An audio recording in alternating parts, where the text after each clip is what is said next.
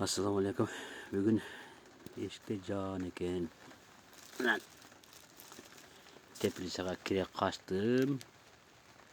Üyüm hali toplap dursun deme ha bugün. Bir toplap dursun. Ne olacak de karnavini aldım öyle. Karnavini de alıp ne olur bazı tamırına berip şularda uruklarda alıp uruklardan egip içine koyunca teplisanın içine teplisanın içine koydum. Özüme pensiya kılıp atam. Bunda kılıp yemeğini gülde aldım bile kayrattan. Utup algan güldün. Anan jerge egip koydum dagın, anan biyagına körün atağı.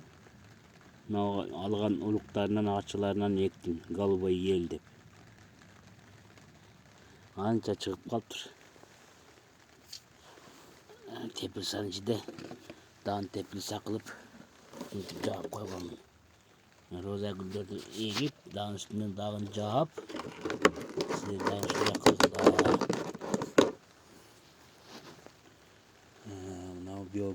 Biyogumuzdu.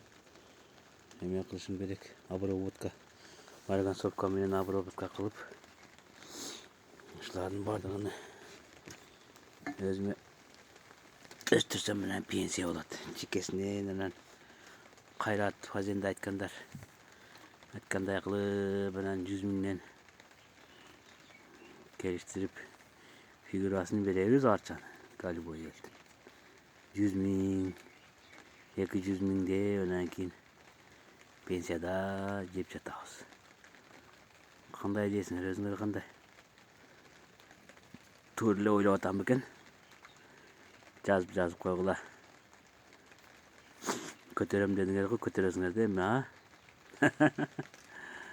Ассаламу алейкум рахматуллахи ва баракатух.